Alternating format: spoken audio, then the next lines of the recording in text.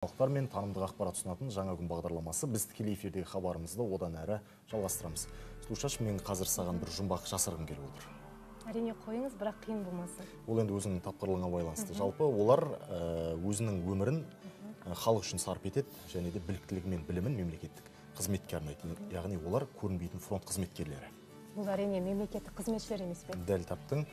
Шынында да тиянақтылық, ұқыптылық, жауапкершілік бұл бүгінгі мемлекеттік қызметке артылып отырған басты жауапкершілік. Себебі мемлекеттік қызмет абыройлы міндет. Осыдан 20 жыл бұрын, дәлірек айтқанда 1998 жылы мемлекеттік қызмет саласындағы бірыңғай мемлекеттік саясатты жүзеге асырушы Қазақстан Республикасының мемлекеттік қызмет істері агенттігі құрылған болатын. Ал 1999 жылы мемлекеттік қызмет туралы заң қабылданды. Бүгінде бұл заң азаматтардың мемлекеттік қызметке жеткізу теңдігіне арналған конституциялық құқықтарын жүзеге асыруда шешуші рөл атқарады және Қазақстанның қазіргі заманғы мемлекеттік қызметінің берік іргетасын қалыптастырады. Сондай-ақ алғашқылардың бірі болып елімізде мемлекеттік қызметке конкурстық іріктеу енгізілді. Мемлекеттік лауазымдар саяси және әкімшілік болып бөлініп, мемлекеттік қызметшілерді кәсібилендіру жөніндегі біршама шаралар жүзеге асырылды. Осындай атқарылған жұмыстар нәтижесінде 2000 жылы әлем елдері Қазақстанды ТМД мен Шығыс Еуропа елдері арасында мемлекеттік қызмет саласындағы реформалардың көшбасшысы деп таныды. Қадірменді көрермен, соңғы жылдар бедерінде мемлекеттік қызмет саласында орын алған жаңашылдықтар мен өзгерістер турасында дәл қазір төрімізге келіп жайғасқан мейманымызбен әңгіме тарқататын боламыз. Таныс болыңыздар, облыстық мемлекеттік қызмет істері және сыбайлас жемқорлыққа қарсы іс-қимыл департаментінің басшысы Абзал Мухимов. Қонағымызға қояр сауалдарыңыз болса, хабарласыңыздар. Тікелей эфир телефоны 27 90 20, қала коды 72 42. Абзал Сансызбайұлы, студия төріне қош келдіңіз. Қош келдіңіз. Жалпы мына соңғы жылдары мемлекеттік қызмет саласында көптеген реформалар жүріп жатыр. Кеше елбасымыз соңғы жолдауында да мемлекеттік қызметшілерге біршама міндеттер жүктеді. Енді осы жолдаудан туындаған міндеттер аясында мемлекеттік қызметші жалпы қандай болу керек? Жаңа өздеріңіз алғы сөздеріңізде жақсы айтып өттіңіздер ғой, мемлекеттік қызметте қаншалықты реформалардың жүргізіліп жатқандығын. Енді осыдан бір 10 жыл бұрынғы, тіптен 5 жыл бұрынғы мемлекеттік қызмет моделімен қазіргі қызмет моделін салыстыруға келмейді. Өйткені қазіргі мемлекеттік қызметшілердің негізгі сипаттамасы бұл технократтық сипатқа ие. Өйткені бұлай болатын себебі қазіргі таңда елбасымыздың қойып отқан тапсырмасы қоғамымыздағы, мемлекетіміздегі сыбайлас жемқорлықтың деңгейін барынша минимизация жасау, деңгейін төмендету. Бұл бағытта тұрмыстық деңгейдегі коррупцияны нөлге теңестірген мемлекеттердің саны өздеріңіз көп. Ол 30 дамыған елдердің ішінде қатарған мемлекеттердің басым көпшілігінде тұрмыстық коррупция нөлге теңестірілген. Сондықтан да мемлекеттік қызметшілердің қазіргі корпусында технократтық сипатқа ие болудың бірден бір себебі бұл халық пен мемлекеттік органның арасында тікелей қарым-қатынасты болдырмау үшін мемлекеттік қызметтерді барынша электрондық қызметке көшіру. Сол арқылы елдің, халықтың жаңағы мемлекеттік қызметшілермен бір тікелей байланыс орналастырмау және көрсетілетін қызметтердің сапасын барынша қысқа уақытта үнемді, тиімді және кез келген жерде қолжетімді болатындай сол сипатқа қазір келе жатыр. Тіптен бір ғана мысалы осы өткен жылдың 2017 жылдың қорытындысымен біздің облысымызда электрондық қызмет алудың үлесі 24%-ға жетпес болатын, 23,8%. Қазір 80%-ға жақындады. Енді барлық электрондық түрде көшіп жатыр ғой. Тіптен пойызыңызға да билетті смартфон арқылы алып жатсыз, самолетке де билетті смартфон арқылы. Міне Қызылорда қаласында қоғамдық қатынастың өзі электронды QR-код арқылы, мысалы телефонда, смартфондар арқылы төленіп жатыр. Сондықтан мен ойлаймын, жалпы мемлекеттік қызметтің бұндай сипатқа ие болуы өте заңды. Бұл біріншіден жаңа тұрмыстық деңгейдегі коррупцияның барынша төмендеуіне, нөлге теңестіруіне алып келетін бірінші шарттардың бірі. Одан бөлек мемлекеттік қызметшілерге алда қойылатын жауапкершіліктің жүгі ауырламаса жеңілдемейтіні бірден бір анық. Себебі қазір білесіздер, біздің мектептегі балабақшаларға да, мектептерге де 3 тоғырлы тіл саясат жүргізіліп жатыр. Бұның барлығында біздің мемлекеттік қызметшілердің бәсекеге қабілеттілігін арттыру және оның сол бәсекеге дайын болу иммунитетін қалыптастыратын анық. Мына қазір басқарушы органдарға, басқарушы мемлекеттік қызметшілердің сапына жаңа толқындағы, жаңа форматтағы мемлекеттік қызметшілер келіп жатыр. Олар өзінің ана тілінен бөлек ресми тілді біледі, ағылшын тілін біледі, Қытай тілін біледі, неміс тілін біледі. Бұлардың барлығы да ертеңгі болашақ Қазақстанның жаңғырған Қазақстанның бір жаңа форматын жасайтын реформаторларды бағалау керек бұның барлығы.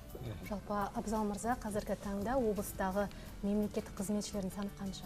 Қазір 3721 мемлекеттік қызметші, нақты саны 3530. Жалпы осы мемлекеттік қызметші атаудың оңай ма? Жалпы бұл жерде қандай талаптар қойылады? Жалпы мемлекеттік қызметші атану оңай деп те, қиын деп те айтамын. Оңай болатын кімге оңай? Ол заңды білетін, өзінің жауапкершілігін білетін, алдынан нақты мақсат қойған азаматтар, жас жігіттер, қыздар, оларға бәлкім оңай болуы мүмкін. Өйткені қазір бәрі ашық, жариялы түрде. Ешкім тамырын, танысын, әкесінің, көкесінің қанжығасына байлап жүрген жоқ. Ол заманның барлығы өткенге, келмеске кетті. Қиын болатын себебі әлі де сол ескі ойдың шырмауынан, шылауынан шыға алмай жүрген, ізденбей жүрген, өзін бір бәсекеге қабілетті ортаға дайындай алмай жүрген азаматтардан олар үшін қиын болуы мүмкін.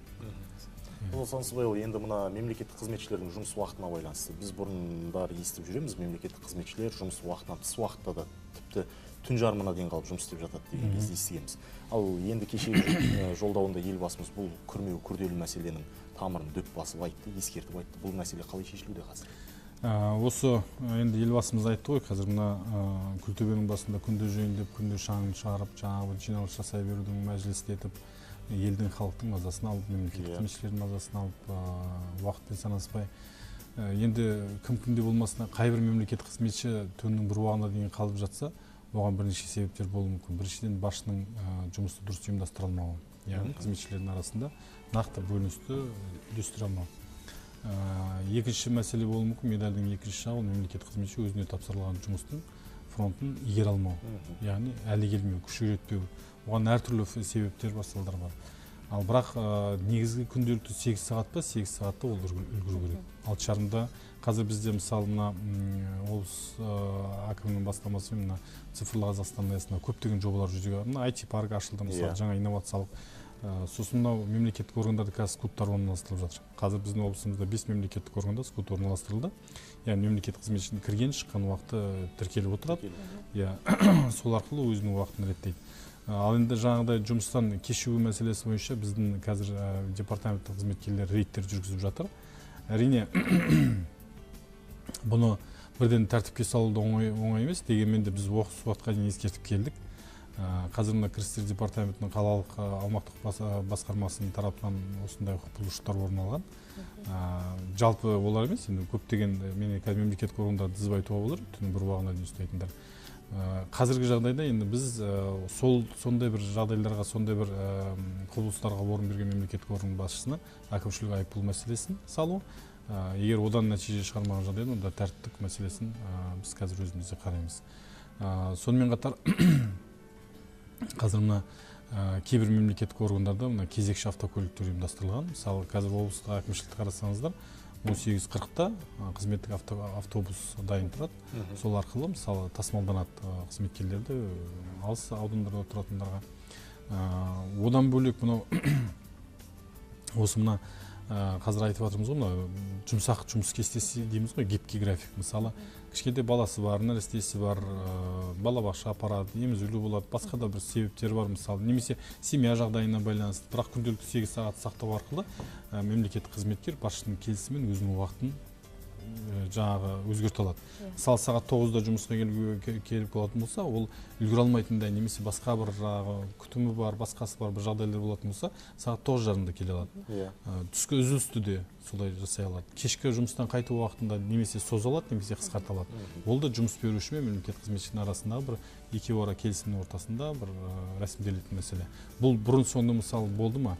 Қазір жалпы мемлекеттік қызмет, мен ойлаймын, бизнестегі трендпен бірге қатарласып келе жатыр.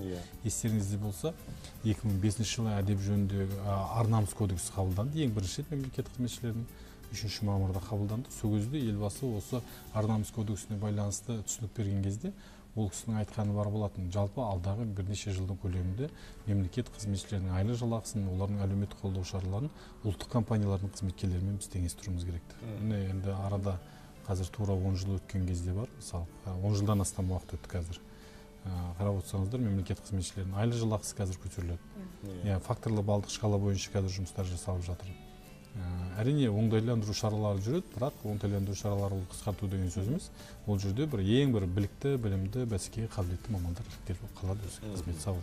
Абзал мырза, жаңа өзіңіз қызметтік автокөлік деп айтып қалдыңыз. Қазіргі таңда біз байқаймыз, қызметтік автокөліктер мектепке, балабақшаларға балалар тасып жүреді. Бұл қаншалықты заңды? Бұл біріншіден заңсыз. Мемлекеттік қызметті атқару барысында соның мемлекет қызмет атқаруын қамтамасыз ету үшін мемлекеттің тарапынан берілген қолдау шарасы, ол қамтамасыз ету шарасы. Сондықтан да қызметтік автокөлікті балабақшаға немесе бір мектепке, немесе өзінің жеке мақсатында бір дүкендерге, басқаларға бару, базарға бару, бұл енді бұл заңмен сыйыспайтын әрекет. Оның үстіне әдеп жөніндегі кодекске түгел толық ашық жазылған. Біздің тарапымыздан бұл бағытта қазір күнделікті десем де болады, рейдтер қазір жүргізіп жатырмыз. Фейсбуктағы, Инстаграмдағы, ВКонтакте желісінде біздің департаменттің сенім телефондары жұмыс жасап отыр. Біз қазір 73 рейд жасадық, 23 құқық бұзушылық анықталды.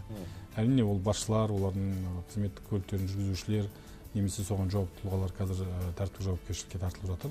Бұл жөнінде де бізде қазір қатаң шара қолданылады. Яғни қызмет бабында пайдалансын. Қызмет бабында ешқандай мәселе жоқ. Ал енді жаңағыдай жеке мақсатта әйеліңізді базарға жіберу, немесе баласын балабақшаға апару, бұның барлығы да ешбір қызметтік этикамен сыйыспайтын әрекеттер. Заңсыз. Енді сіздің осы айтқандарыңыздан кезіндегі Омар Сахабаның жаңағы өзінің алдына бір мәселемен келеді ғой, сонда бір шамды сөндіріп, келесісін алып қойып жатыр дейді. Сонда неге ананы өшіріп келесісін жақтыңыз деген кезде бұл мемлекеттің қазынасынан алынған, ал мынау менің өзімнің жеке шырағданым болатын деп айтады ғой. Сол кісілерге ұқсасақ бізде жаман болмаймыз, шыны керек. Абзал Сансызбайұлы, енді бүгінде мемлекеттік қызметшілерге мына сыйлық алуға және де беруге қандай жауапкершілік қарастырылған? Біріншіден, сіз өте бір өзекті мәселені қойып отырсыз. Қазақта бір керемет сөзі бар. Тек жүрсең, тоқ жүресің дейді. Қазір бізде осы аптаның дүйсенбісінен бастап сыбайлас жемқорлыққа қарсы айлық жарияланды. Алдымызда мерекелер келе жатыр. Жаңажылдық мерекелер, тәуелсіздік мерекесі. Бұрынғыдай дорбасын сүйретіп, әркімнің есігін жағалап, бетіне күле орағанның бәріне сыйлық таратып болмайды тыйым салынған. Біз осы мына сіздердің берген уақыттарыңызды, сіздер берген мүмкіндікті пайдалана отырып, мен бір жағынан мәлімдеме жасағым келіп отыр. Барлық мемлекеттік органдардың басшыларына, қызметкерлеріне, барлық деңгейдегі әкімдерге, мына квази мемлекеттік сектордың кәсіпорындардың басшыларына, мекемелердің, ұйымдардың, білім саласының басшыларына, денсаулық сақтау саласының сыйлық алу, тіптен пакетпен, тіптен бір қорап шоколадтың өзі ол да пара болып есептеледі. Міне осындай мәселе қойылып отқан. Біздің департаментпен және ұлттық бюромен бірлескен қазір арнайы мониторинг топтың мүшелері бар. Бірлескен рейдтер күнделікті жүргізіліп отырады. 2 айлық есептік көрсеткішке дейінгі бағаланған сыйлық немесе ақша немесе қаржылар бұл мемлекеттік қызметші егер біліп тұрып жасырған жағдайда бұл 600 айлық есептік көрсеткішке дейін әкімшілік құқық бұзушылық кодексіне сәйкес айыппұл салынады. Ал беруші ол да жазаланады. Оған 200 айлық есептік көрсеткіш көлемінде айыппұл салынады. Ал енді мемлекеттік қызметшіге 2016 жылы сыйланған сыйлықта бір мемлекеттік қызметші өткізген арнайы қорға. Өткен жылы 3, биыл 8 мемлекеттік қызметкер барлығы 22 сыйлық өткізген арнайы қорға. Бұл жерде егер мысалы мемлекеттік қызметші енді шетелдік сапарда болады, немесе бір делегациялармен кездесу болады, сол кезде енді немесе бір өзінің бір жақын сыйлас досы, немесе әріптесі сыйлық сыйлауы мүмкін, туған күніне, мерейтойына. Сосын жалпы бізде қазақта мысалы көрімдік беру, сүйінші беру деген. Жоқ, ол бөлек мәселе. Ол отбасылық әулеттегі туыстық, ағайын туыстың арасындағы қарым-қатынас, ол қызметтік этикаға сыйыспай, ол бөлек мәселе. Оған біз ешкімге көрімдік берме, байғаз берме, баланың басынан сипама деп, онда біз ол жағына, біз мына қызмет бабындағы пайдалану мәселесін. Яғни мысалы жаңағыдай ресми сапарларда, немесе ресми қызмет өзінің міндетін атқару кезінде түскен сыйлықты ол арнайы республикалық қорға өткізу керек. Және егер ол сыйлық өзіне ұнап, немесе өзінде қалдырғысы келген жағдайда жоғары тұрған басшының келісімін ала отырып, соны нарықтық бағамен өзіне қайтып сатып алынады. Оған ешқандай проблема жоқ. Сондықтан да осы мына айлықтың, сыбайлас жемқорлыққа қарсы айлықтың аясында өте бір қатаң шаралар қолданылатын болады. Тәртіптік жаңа рейдтер қазір жүргізілуде. Сондықтан да жаңағы сөздің басында айттым ғой, тез жүрсең, тоқ жүресің деген. Бұл біріншіден жаңа сіз айтқан мәселенің байғазы, көрімдік, сүйінші бұл жалпы біздің ұлтымызда бар. Біздің бір ағайынкершілігімізді, туыстығымызды, бауырластығымызды білдіріп отыратын бір жай ғана бір элементтер ғой. Оны ағайын туыстың өзінің отбасының шаңырақтың көлемінде ғана ұстайтын мәселе. Ал енді жаңа бір үстіне қымбат тон киіп келіп жұмысындағылардан көрімдік сұрап енді ол әдепке сыйыспайтын нәрсе. Сондықтан бұл мәселенің ара жігін ажыратып алайық. Сондықтан да мына осы эфирді пайдалана отырып, жаңа аталған азаматтарға, мемлекет органдарының қызметшілеріне, қызметкерлерге, басшыларға, мынау мектеп директорлары бар, поликлиникалар бар, тағы да басқа кез келген мемлекеттік бюджеттен қаржыландыратын мекемелердің қызметкерлері мен басшыларына бәрін ескертіп айтамыз. Бұлай болмайды. Бұл біріншіден мына жаңағы ұлт болу үшін, ұлыс болу үшін, мемлекет болу үшін Бауыржан Момышұлының керемет сөзі бар ғой, жаңағы тәртіпке бас иген құл болмайды деген. Сол сияқты тәртіпке бас иіп, өзіңді өзің сыйлап, қазақта айтады, өзіңді өзің жаттай сыйла, жат бойынан түңілсін дейді. Өзіңнің заңыңды сыйламасаң, өзіңнің жаңағы елбасыңды сыйламасаң, өзің қатарларыңды сыйламасаң, өзіңді өзің қорғай алмасаң, несіне сен онда атқамінер азамат болып жүрсің. Сондықтан да тәртіпке бағыну керек. Абай мырза, жаңа әлгінде ғана өзіңіз айтып өттіңіз, алда 9 желтоқсан сыбайлас жемқорлыққа қарсы келе жатыр. Енді осы атаулы күнге орай сіздер қандай іс-шаралар, жұмыстар атқарып жатырсыздар? Рахмет. Бізде мына бекітілген кестеге сәйкес осы үстіміздегі аптадан бастап әрбір күн сайын шаралар өтіп жатыр. Осы 9 желтоқсан, алдымызда 1 желтоқсан енді тұңғыш елбасымыздың президент күні келе жатыр. Оған байланысты марапаттау шаралары өткізілетін болады. 9 желтоқсан халықаралық сыбайлас жемқорлыққа қарсы күрес күніне байланысты, оған байланысты үлкен ғылыми танымдық практикалық конференциялар өтеді. Сосын жаңағы мемлекет қызметшілермен, жастармен кездесулер ұйымдастыруды, оны жоспарлап отырмыз. Арнайы қоғамдық қабылдаулар ұйымдастыруды, оны жоспарлап отырмыз. Сосын алдымызда енді тәуелсіздік мерекесі келе жатыр. Енді бұл әрбір қазақтың, әрбір азаматтың осы тәуелсіздікке тәу ететін кезі. Сондықтан осы мерекелердің қарсаңында елдің дамуына, экономикамыздың өсуіне, өрістеуіне, жалпы мына өзінің бір үлесін қосып жүрген жасы болсын, жасамысы болсын, мемлекет қызметшілерін марапаттау мәселесі біз онда. Сонымен қатар біз енді мына департамент бірыңғай мемлекеттік қызметтің төңірегінде екен деп ойлап қалмаңыздар. Біз жалпы осы мереке қарсаңында қоғамымызда үлкен бір өзінің үнін қосып жүрген бұқаралық ақпарат құралдарының өкілдеріне де марапаттау шараларын қазір қарастырып жатырмыз.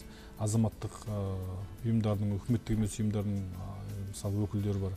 Өте бір белсенді азаматтық ұстанымдарын үнемі тайсалмай білдіріп жүрген сол азаматтарды да мысалы біз марапаттау мәселелерін қазір қарастырып жатырмыз. Енді Абзал Сансызбайұлы, сұхбатымызды қорытындылай келе, алға қойған жоспарларыңыз, мақсаттарыңызбен бөлісе отырсаңыз. Рахмет. Енді жалпы жоспар көп қой, бірақ соның ішінде осы алдағы жылы біздің мемлекет қызмет саласында үлкен өзгерістер күтуде. Бұл бірінші кезекте мына бәріміз үмітпен қарап отырған факторлы балдық шкала дейміз ғой, мына айлық жалақы төлеуге байланысты біраз өзгерістер болады. Соны қазір бір тиімді, бір жоспарлы, жүйелі түрде жүзеге асыруды оны күтіп отырмыз. Одан бөлек енді жаңа сіз айтып кеттіңіз, біздің агенттіктің құрылғанына 20 жыл, заңымыздың үстемдік құрғанына қазір 20 жыл, сыбайлас жемқорлыққа қарсы күрес туралы заң қабылданғанына да 20 жыл болыпты. Міне осының аясында бізде қазір мемлекет қызмет саласындағы, атқару саясатындағы жаңа белестер күтіп тұр бізде 2019 жылы. Бұл кеше елбасы өзінің жолдауында айтты ғой, жаңа форматтағы көшбасшылардың, жаңа форматтағы мемлекет органдарының басшыларын даярлау мәселесі. Біз өзіміз барып бір апта оқып келдік, президент жанындағы мемлекеттік басқару академиясында. Біраз өзгерістер бар. Енді бұрынғыдай мысалы мына кезінде кеңес одағының кезіндегі жоспарлы экономиканың сарқыншағы қалдығы ретінде мемлекеттік бағдарламалармен жұмыс жасап келдік. Отраслевой дейді, салалық бағдарламалармен жұмыс жасап келдік. Енді жәймен біртіндеп сол әлемдік трендке көшу, яғни бұл жобалық офистермен жұмыс жасау. Жобалық офистермен жұмыс жасау ол бір әдемі сөз емес. Ол бір сұлулық үшін, әсемдік үшін айтылып жатқан нәрсе емес. Жобалық офис кез келген мәселені жедел, тез және сапалы түрде шешудің бір жақсы бір батыстық бір үлгісі ретінде. Сондықтан мен ойлаймын, осы жаңа форматтағы мемлекет қызметшілерінің легін, тобын даярлау барысында біздің агенттік үлкен рөл атқарады. Абылай мырза, енді жаңа күн төрінен табылып, мазмұнды сұхбат өрбіткеніңізге алғыс білдіреміз. Қашанда ел игілігі үшін жасап жатқан жұмыстарыңыз еселене берсін. Аман сау болыңыз. Рахмет сіздерге де.